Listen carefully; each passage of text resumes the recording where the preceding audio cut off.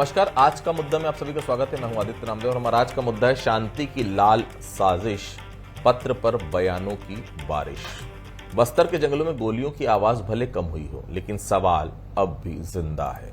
अगर नक्सलवाद सचमुच खत्म हो चुका है तो फिर माओवादी संगठन के नाम से जारी हो रहे पत्र कौन लिख रहा है?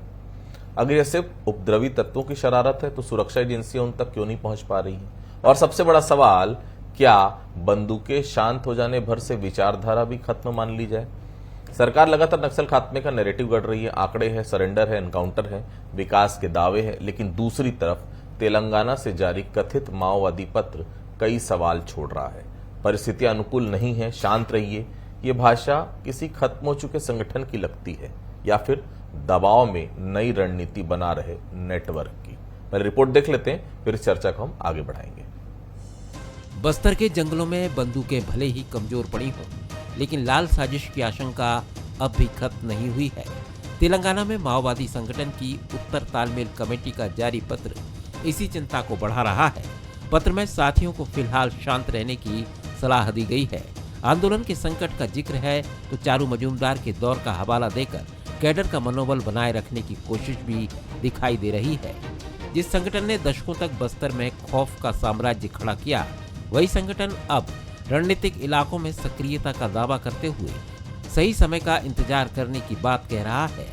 ऐसे में सवाल ये है कि क्या ये खामोशी किसी बड़े तूफान से पहले की शांति है या फिर लगातार एंटी नक्सल ऑपरेशन के दबाव में बिखरते संगठन की मजबूरी?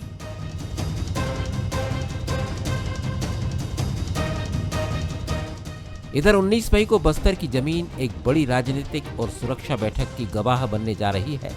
केंद्रीय गृह मंत्री अमित शाह जगदलपुर पहुंचेंगे, जहां मध्य क्षेत्रीय परिषद की बैठक में छत्तीसगढ़, मध्य प्रदेश, उत्तर प्रदेश और उत्तराखंड के मुख्यमंत्री शामिल होंगे। नक्सल खात्मे की घोषणा के बाद शाह का ये पहला बस्तर दौरा होगा। ऐसे में सवाल और गहरा गया है कि क्या शाह की बैठक से पहले जारी ये पत्र महज सहयोग है या मनोवैज्ञानिक दबाव बनाने की कोशिश? वहीं जंगलों की इस हलचल ने रायपुर की राजनीति भी गरमा दी है। कांग्रेस ने नक्सल खात्मे के दावों पर सवाल उठा दिए हैं। पूर्व कांग्रेस विधायक विकास उपाध्याय ने कहा कि सशस्त्र नक्सलवाद खत्म होने की कहानी बीजेपी की स्क्रिप्ट है, तो पलटवार करते हुए कैबिनेट मंत्री केदार कश्यप ने कहा कि नक्सलवाद खत्म होने से कुछ लोगों को तकलीफ हो रही है, अब असामाजिक तत्व बेचैन है। ये तो भारतीय जनता पार्टी की एक स्क्रिप्ट है जो उनके नेताओं ने, जो दिल्ली में बैठे हैं, वो तैयार कर रहे हैं। मतलब नक्सलिज्म खत्म करने की मंशा भारतीय जनता पार्टी की नहीं, कुछ चुनिंदा उद्योगपतियों को फायदा पहुंचाने के लिए वहां एक डर भय की स्थिति पैदा कर रहे हैं। देखिए, कुछ असामाजिक तत्व हैं, कुछ इस टाइप से जो लोग हैं जो आज भी नक्सलवाद को लेकर के अपना उल्लू सीधा करना चाहते हैं, तो वो कोशिश इस तरीके से होती है और इस क्षेत्र को पूरा नक्सलवाद से मुक्त किया तो कहीं ना कहीं से कुछ लोगों को तकलीफ भी हो रही है। बस्तर में बंदूकें कमजोर हुई हैं, लेकिन बहस अभी जिंदा है। एक तरफ नक्सलियों का शांत रहो वाला पत्र, दूसरी तरफ अमित शाह की हाई प्रोफाइल बैठक, तीसरी तरफ आरोप प्रत्यारोप की राजनीति। ऐसे में बड़ा सवाल यही है कि क्या ये लाल साजिश की आखिरी छटपटाहट है या फिर शांति के बीच किसी नई रणनीति की दस्तक? बस्तर में जंगल शांत है, लेकिन सियासत अब भी लाल है, गर्म है। शिखर देवालकर, बंसल न्यूज, रायपुर। इतिहास गवाह है, नक्सलवाद सिर्फ बंदूक का खेल नहीं रहा। यह आदिवासी असंतोष, उपेक्षा और सत्ता विरोधी विचारधारा की जमीन पर खड़ा आंदोलन रहा है। यही वजह कि जानकार हमेशा कहते रहे नक्सली खत्म हो सकते हैं, लेकिन नक्सलवाद इतनी जल्द खत्म नहीं हो सकता। और सवाल सिर्फ छत्तीसगढ़ तक सीमित भी नहीं, झारखंड, बिहार, उड़ीसा, आंध्रा और तेलंगाना तक इसका असर रहा है। तो क्या हर जगह सब खत्म हो गया है? अगर नहीं तो फिर पूर्ण खात्मे का दावा क्या राजनीतिक उत्सव से ज्यादा और जमीनी सच्चाई कम नजर आ रही है इसमें? 19 मई को अमित शाह की बस्तर की बैठक से पहले आया यह पत्र क्या महज संयोग है या फिर मनोवैज्ञानिक दबाव बनाने की कोशिश? और अगर ये सिर्फ बिखरते संगठन की आखिरी छटपटाहट है तो फिर सरकार को ज्यादा सतर्क रहना चाहिए, ज्यादा आश्वस्त नहीं।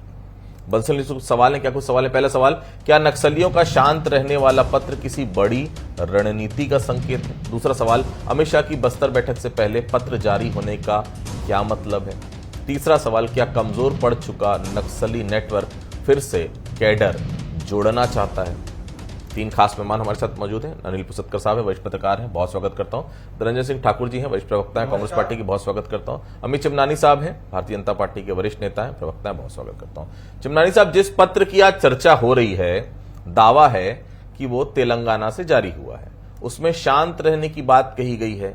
अगर नक्सलवाद लगभग खत्म हो चुका है तो फिर माओवादी संगठन के नाम से जारी हो रहे पत्रों को कैसा देखा जाए? सुरक्षा एजेंसियां उन तक क्यों नहीं पहुंच पा रही, ये भी बड़ा सवाल है। चिमनानी साहब,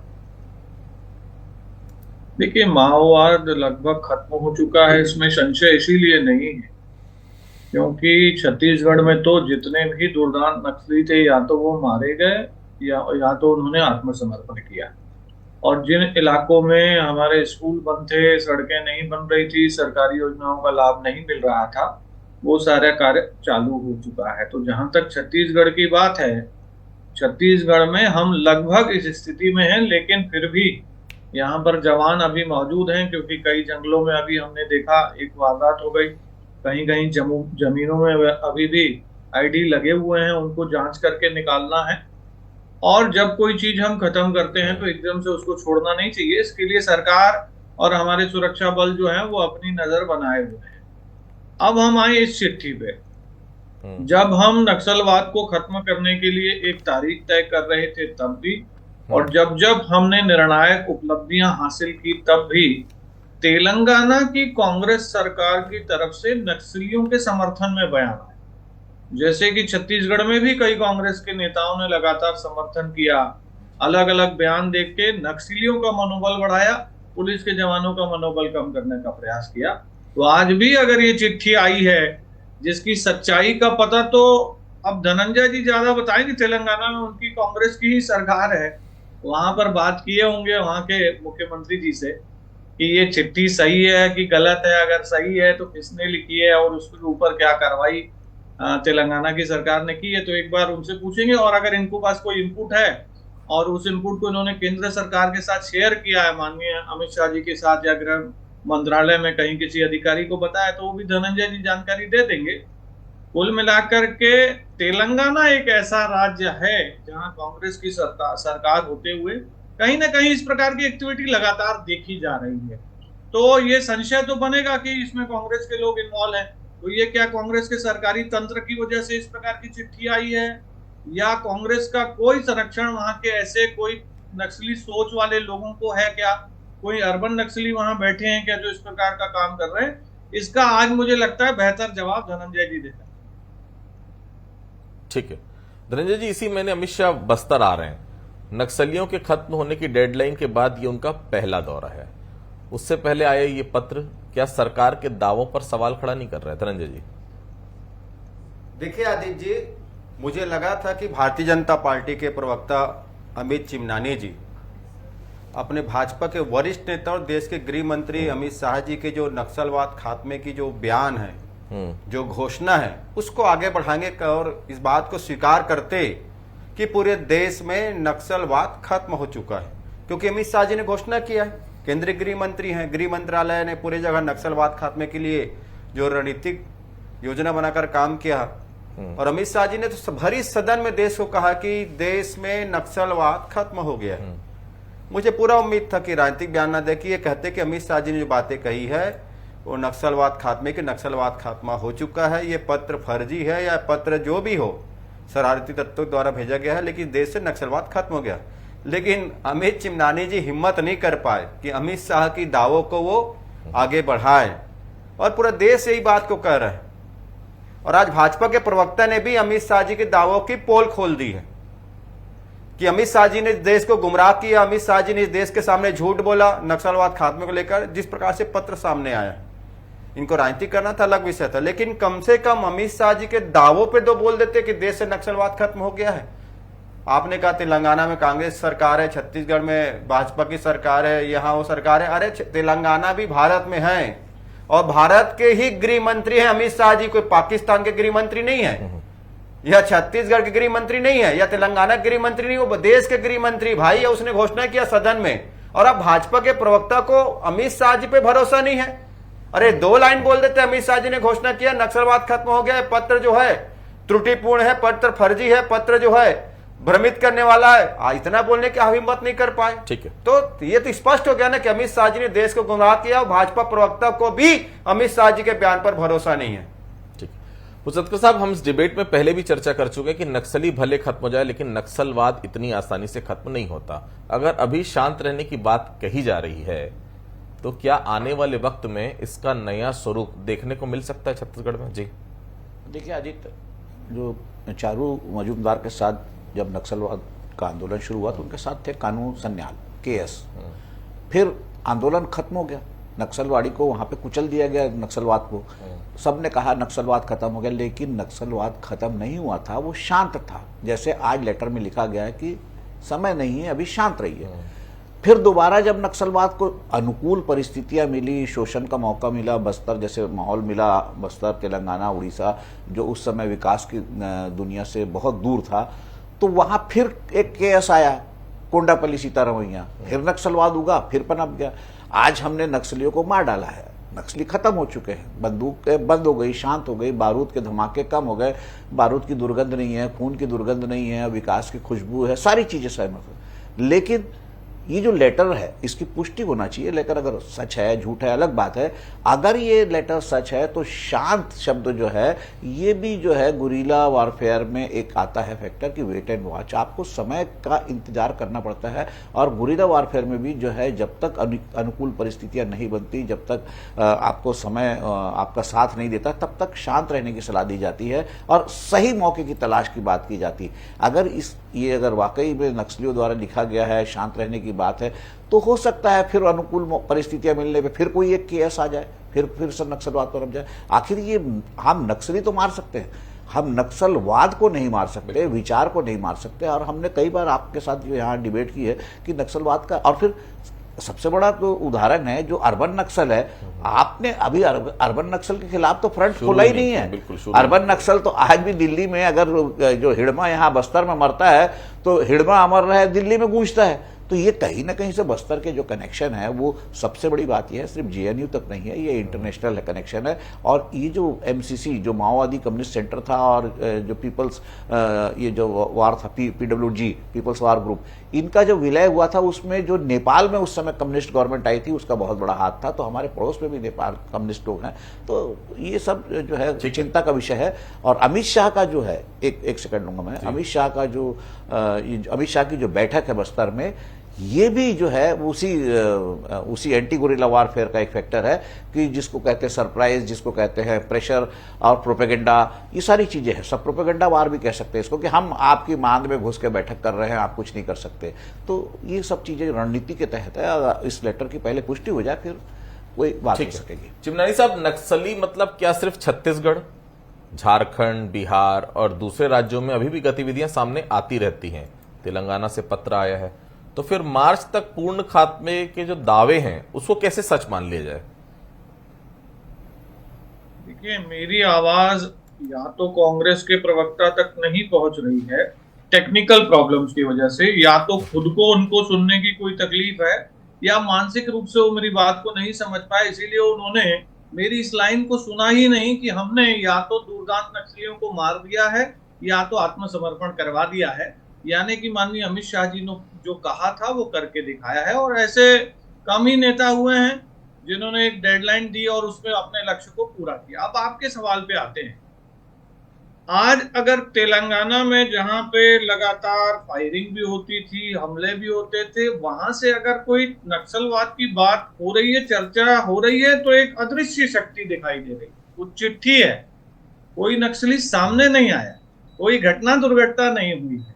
तो अब वो चिट्ठी किसकी है ये अगर मैं धनंजय जी से पूछ रहा हूं, अरे राज्य में सरकार आपने बनाई है तो आप वहां पर ढोकले थोड़ी बनाने के लिए सरकार में हैं। अगर आप तेलंगाना में हैं तो भैया अगर चिट्ठी आ रही है तो केंद्र सरकार तो अपना काम करेगी। राज्य सरकार का काम होता है लॉ एंड ऑर्डर को मेंटेन करना। अभी तक तेलंगाना सरकार का बयान आ जाना चाहिए था। राज्य के नाते जो जिम्मेवारियां होती हैं सरकार की, अगर वो कांग्रेस नहीं निभाएगी और केवल आरोप प्रत्यारोप करेगी तो या तो ये माना जाएगा कि आप नक्सलियों का संरक्षण कर रहे हैं, या तो ये माना जाएगा कि आपको काम करने नहीं आता है। दोनों में से कौन सी बात है, ये मैं फिर धनंजय जी से पूछ रहा हूँ। इससे पहले भी 2-3 प्रश्न मैंने पूछे थे, उसका जवाब देने की बजाय वो मेरे पे आ गए थे निजी रूप से। वो ठीक है, अभी दूसरी बारी में भी यही करेंगे तो मुझे कोई आपत्ति नहीं है। राज्य सरकार को स्पष्ट करना चाहिए, धनंजय केंद्र सरकार भी इसको देखेगी। ठीक है, केंद्र सरकार भी देखेगी कि ये चिट्ठी कौन से सोर्सेज से है। और अनिल पुसदगर जी ने एक बहुत महत्वपूर्ण बात कही है, हमारे भी कई लोगों ने इस बात को कहा है, जो नक्सलवाद को जानते हैं, समझते हैं, उन्होंने ये बताया है कि ये हमने उनकी फिजिकल एक्टिविटीज को रोका है, ये हमने खून खराबे को रोका है, बंदूकों को हमने रखवा लिया है। लेकिन ऐसे अर्बन नक्सली जिनका कांग्रेस संरक्षण करती आई है, वो अभी भी इस देश में कई राज्यों में हैं, जो राष्ट्र का हित नहीं चाहते, जो शांति नहीं चाहते, जो लोग विकास की मुख्य धारा से जुड़े ये नहीं चाहते। ऐसी सोच को लगातार कुचलने की जरूरत होगी और हमारी सरकार, भाजपा की सरकार, इसके लिए भी प्रतिबद्ध है।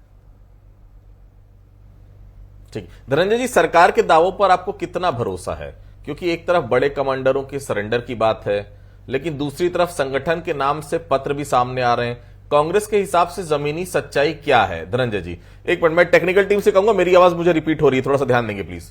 देखिए, अभी भाजपा के प्रवक्ता मेरी मानसिक स्तर के बारे में पूछ रहे थे, तो मैं तो मानसिक रूप से बहुत स्वस्थ हूं, चिमनानी जी। और आपने जो सवाल पूछा उसका जवाब भाजपा के प्रवक्ता नहीं दे पाए कि नक्सलवाद खत्म हो गया है, तो फिर चिट्ठी कहां से आई? क्योंकि मैंने कहा ना, इस देश के गृह मंत्री अमित शाह ने भरी सदन में देश के आगे घोषणा किया कि नक्सलवाद खत्म हो गया है। और भाजपा के प्रवक्ता कह रहे हैं कि अगर तेलंगाना के नक्सली चिट्ठी लिख रहे हैं तो कांग्रेस जवाब देना चाहिए। भाई, अमित शाह जी को क्यों जवाब नहीं देना चाहिए? अगर नक्सली एक भी कहीं बचे हैं और चिट्ठी अगर लिख रहे हैं, मैं नहीं जानता चिट्ठी कौन लिखा है, आरएसएस के लोग लिखे हैं कि भाजपा का कोई आईटी सेल लिखा है, मैं नहीं जानता, क्योंकि ये तो भ्रम फैलाने में माहिर लोग हैं। हो सकता है मोहन भागवत जी का कोई निर्देश रहा हो। दूसरी बड़ी बात, मैंने कहा ना, मैं इस चिट्ठी का बिल्कुल ना तो मैं पुष्टि कर सकता हूं क्योंकि मैं उसमें हूं, लेकिन मैं सवाल पूछता हूं कि अमित शाह जी ने क्या देश को गुमराह किया? और भाजपा के प्रवक्ता भी गुमराह हो गए कि नक्सलवाद खत्म हुआ कि नहीं हुआ? और जब अमित शाह जी के बयान पर भाजपा के प्रवक्ता ही कंफ्यूज है, देश तो कंफ्यूज रहेगा। दूसरी बात, इस प्रदेश के गृह मंत्री विजय शर्मा जी का बयान आप उठाइएगा, कुछ महीने पहले का, वो उन्होंने बयान दिया था, सार्वजनिक तौर पर मीडिया में चला था बयान कि सशस्त्र नक्सलवाद खत्म होगा लेकिन नक्सलवाद की विचारधारा बचे रहेगी। ये विजय शर्मा जी के बयान था, कोई कांग्रेस का नेता नहीं है। और ये चिट्ठी जब लिखी जाती थी नक्सली संगठन के द्वारा, तो गृह मंत्री जी उस चिट्ठी में बोलते थे कि नक्सलियों ने स्वीकार किया इतने नक्सली मुठभेड़ में मारे गए। तो जब उस चिट्ठी को आप सही मान रहे थे, तो इस चिट्ठी को आपको सही मानने में क्या परहेज? मैं नहीं मानता। मैं चाहता हूं इस देश से आतंकवाद, नक्सलवाद, हिंसा खत्म हो जाए, चाहे हिंसा करने वाले भाजपा के लोग हो या आतंक फैलाने वाले कोई भी हो या नक्सली लोग जो हो। दंगा फसाद हिंसा किस देश में जगह नहीं है, संविधान से चलने वाला देश है ये। बाबा साहब भीमराव अम्बेडकर के लिखे संविधान से चलने वाले देश है। ना तो आरएसएस की व्यवस्था चलेगी, ना भाजपा की हिंसा चलेगी, न नक्सलियों का आतंक चलेगा, ना आतंकवाद का आतंक चलेगा। उसको मुंहतोड़ जवाब देने के लिए हमारा संविधान है, हमारी सेना है। लेकिन भारतीय जनता पार्टी के प्रवक्ता इस बात को दावा से क्यों नहीं कह पा रहे हैं? ठीक है कि अमित शाह जी ने जो नक्सलवाद खात्मे की बात कही है वो सही है, ये चिट्ठी फर्जी अभी तक नहीं कर पाए। केंद्र में अगर इनको कोई दिक्कत है, अमित शाह जी को फोन लगा पूछ लेते, चिट्ठी के बारे में पुष्टि करें कि नहीं करें, गृह मंत्रालय से पूछ लेते आखिर काम क्या है गृह मंत्रालय का। और देश के गृह मंत्री जी है, मैं विजय शर्मा जी से पूछने की बात तो नहीं कर रहा हूं। तेलंगाना पे अगर मान लो नक्सली बचा है तो फिर क्यों गृह मंत्री अमित शाह जी ने देश को गुमराह किया कि देश नक्सलवाद मुक्त हो गया है? क्यों गुमराह किए भाई? सिर्फ राजनीतिक बयानबाजी के लिए? हम चाहते इस देश से हर प्रकार की हिंसा समाप्त हो जाए, जनता संविधान के तहत काम करे, संविधान के तहत उनकी रक्षा हो, संविधान से उन्नति करे और संविधान का सम्मान हो, जो आरएसएस भाजपा करती नहीं है। और इस चिट्ठी, मैं फिर एक बार कह रहा हूं आदित्य जी, इस चिट्ठी की कितनी विश्वसनीयता है? कितने, कौन इसको प्रमाणित करेगा चिट्ठी को? चिट्ठी आई, आप अमित शाह जी के दावे पर सवाल उठा दिए कि कांग्रेस सरकार में मदद नहीं मिल रहा था। अमित शाह जी किस बात के गृह मंत्री हैं, किस बात का गृह मंत्रालय है? क्यों ऐसे दावा किए जब अगर मान लो तेलंगाना में नक्सलवाद है तो देश को गुमराह करना ठीक नहीं है। और सशस्त्र बल है, हमारे पुलिस के जवान हैं, हमारे फोर्सेस हैं ना, नक्सलवाद को मुंहतोड़ जवाब देंगे। भारतीय जनता पार्टी अलग विषय की राजनीति करते रहे, हिंसा करते रहे, दंगा करते रहे, व्यवस्था फैलाते रहे, हमको उससे कोई लेन देन नहीं कि हमारा फोर्स जी बिल्कुल जवाब देगा। और क्या बोल रहे हैं आप? जी जी, भाजपा के प्रवक्ता को मुझे ये लग रहा है के बारे में बात करने के बजाय इनको नक्सलवाद पे बात करना था कि अमित शाह जी ने जो कहा है सही है, लेकिन इनको ही भरोसा नहीं है। ठीक है, बोलिए प्लीज। मुझे ये लग रहा है कि हमारे मित्र ने चिट्ठी को शायद पढ़ा भी नहीं है। ये चिट्ठी असली है या नकली है इसको तो जल्दी बताया जाएगा, जिसको मैं दूसरी तीसरी बार रिपीट कर रहा हूँ कि केंद्र सरकार भी जो है चिट्ठी अपना काम कर रही है। चिट्ठी के जो शब्द है ना वो अपने आप में बता रहे हैं कि नक्सलवाद खत्म होने के बाद की चिट्ठी में कहीं पे हमला करने की प्लानिंग नहीं है, चुप रहने की बात है, एक हताशा है, एक निराशा है, और वो तभी आएगी जब नक्सलवाद चिट्ठी को सही मान रहे हो आप ना, चिट्ठी पुष्टि कर रही है। पहले पढ़ तो लो धनंजय जी, आज बहुत नाराज लग रहे हो धनंजय जी। सुनिए ना, एक सेकंड धनंजय जी आज नाराज लग रहे हो, क्या बात है? क्या नहीं चिट्ठी को आपसे बहुत गहरा प्यार है भाई, उनको ऐसा नहीं। चिट्ठी को आप पुष्टि कर रहे हो कि नक्सलियों की लिखी चिट्ठी है, आप पुष्टि कर रहे हो क्या? अमित शाह जी ने आपको बता दिया क्या? मैंने तो 3 बार कहा, चौथी बार कहता हूं कि इसके लिए केंद्र और राज्य सरकार सही समय पर ऐलान करेगी। आप राज्य सरकार से बात करिए, चौथी बार तो कह रहा हूं आपको। ठीक है, आप गृह मंत्री बात तो घोषणा तो गृह मंत्री ने किया, क्या किसी संगठन की सैन्य ताकत करेंगे ना, मतलब उसकी विचारधारा तो बात करेंगे, या फिर केवल संभावना है, हमेशा रहती है और वो किसी नए रूप में उभर भी सकती है? जी नहीं, देखिए ये सैन्य संगठन की जो है के कम होने पे, शिथिल होने पे, कमजोर होने पे उसकी विचारधारा नहीं टूटती। ये बात सही है, इसमें कोई शक नहीं कि जो अमित शाह का जो प्री इलेक्शन अनाउंसमेंट था 31 मार्च 26, तो वो उस पर वो कायम रहे और उन्होंने जो है न्यूट्रलाइज किया, सरेंडर किया, ऑफेंसिव जो है ऑपरेशन चलाया, न्यूट्रलाइजेशन की जो है संख्या बड़ी, सब कुछ सही है। और आज देखिए मार्च के बाद से तो अप्रैल महीने में कोई मेजर इंसिडेंस हुआ नहीं, तो इसलिए हमको ये मानना पड़ेगा कि जो है वो जो सशस्त्र नक्सली जो मूवमेंट था उसको तो कुचल दिया। लेकिन इस चिट्ठी से ये सामने आती जो आई है, इसमें एक शब्द है शांत रहिए, तो ये सब जो वेट एंड वॉच वाली बात है। जो नक्सल जो मूवमेंट है वो गुरिल्ला वारफेयर पर पूरा चलता है और उसमें प्रोपेगेंडा भी एक बहुत बड़ा फैक्टर होता है। तो आप इसको प्रोपेगेंडा वार का एक जो है टूल मान सकते हैं। कोई भी चिट्ठी लिखकर जो है अपने अस्तित्व को जिंदा रखने के लिए या एक चुनौती देने के लिए, एक भ्रम पैदा करने के लिए कोई भी कर सकता है। उनका कोई भी बहुत सारे स्लीपर सेल है, देखिए स्लीपर सेल तो है उनके, अर्बन नक्सली तो है। चिमनानी साहब, केदार कश्यप असामाजिक तत्वों की बात कर रहे हैं, आखिर उनका इशारा किस तरफ है? क्या अमित शाह के बस्तर दौरे से पहले यह पत्र जो आया है सुरक्षा एजेंसियों के लिए चेतावनी माना जाए? चिमनानी साहब, देखिए इस बात को बोलने में मुझे कोई संशय नहीं है कि नक्सलवाद के खात्मे से कांग्रेस दुखी है, और खास करके तेलंगाना राज्य में जो सरकार है इसने बाधा पैदा की नक्सलवाद के खात्मे के लिए। और जब ये खात्मा हो चुका है और एक विकास का काम होने वाला है, तो हो सकता है कि तेलंगाना की कांग्रेस के लोगों ने ही इस प्रकार का पत्र वायरल किया है। इसीलिए हमारे मित्र राज्य का कोई विषय नहीं ले रहे हैं। और मैं फिर कह रहा हूं, केंद्र की सरकार सक्षम है, इस बात के लिए पुष्टि हो जाएगी कि ये चिट्ठी किसी सही आदमी ने लिखी है कि किसी नकली फर्जी आदमी ने लिखी है। समय आने पर सब कुछ सामने आएगा। लेकिन केदार कश्यप जी ने भी जो कहा है, असामाजिक तत्व भी हो सकते हैं, और वो असामाजिक तत्व हुए तो वो जरूर कांग्रेसी होंगे, मुझे ऐसा लगता है।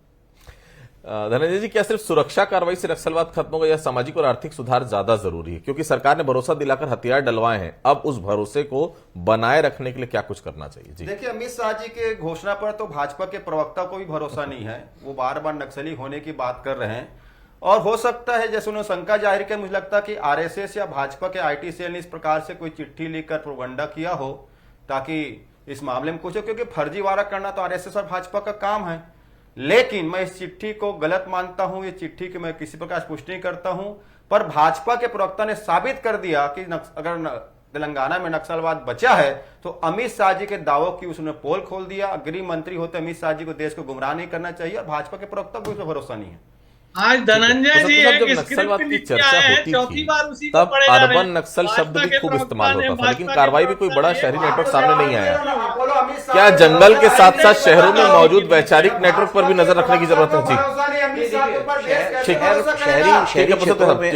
शहरी क्षेत्रों में जो वैचारिक जो इनका जो फैलाने का काम है वो अभी भी जारी है। आप बताइए वैचारिक जो क्रांति है इनकी जो वो कहाँ बंद हुई है? क्या जेएनयू में क्या आज भी जो है टुकड़े टुकड़े गैंग और गैंग, दुनिया भर के नारे नहीं लग रहे? क्या हिड़मा को बस्तर के हिड़मा को जो है जेएनयू के लड़के कैसे जानते हैं? और उसकी मौत पर जो बस्तर में हिड़मा मरा, शहीद हुआ, वो जो कह रहे हैं शहीद हुआ और अमर रहेगा, उनको कैसे मालूम हिड़मा समाज सेवी है या आतंकवादी है, या वो उसको कैसे जानते हैं? और उसकी उसको जो न्यूट्रलाइज किया, जो उसको ढेर किया फोर्स ने, उसको ग्लोरीफाई क्यों कर रहे हैं? तो ये एक प्रकार से जो है विचारों का जो है अर्बन जो नक्सल जो है वो एक बहुत बड़ा बैकबोन होती है किसी भी आंदोलन की, जो है वो वैचारिक क्रांति होती है। तो विचार तो जिंदा है ना, विचार तो फैल ही रहे हैं। शहर में जो बारूद नहीं फैल रहा तो क्या हुआ? दिमागों में युवाओं के दिमागों में जहर तो भरा जा रहा है, युवाओं के दिमागों में बारूद तो भरा जा रहा है। इन्हीं में से कोई कोंडापल्ली सीतारमैया निकल जाएगा तो क्या बड़ी बात है?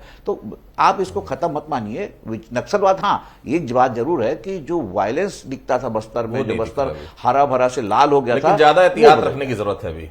बिल्कुल बिल्कुल बिल्कुल, ठीक, ज्यादा सावधान रहने की जरूरत। बिल्कुल। कुछ पंक्तियों के साथ अपनी बातों को मैं खत्म करूंगा। जंगल में सन्नाटा है तो हुकूमत इसे जीत बता रही है, पर चिट्ठियों की सरगोशी अब भी कई राज सुना रही है।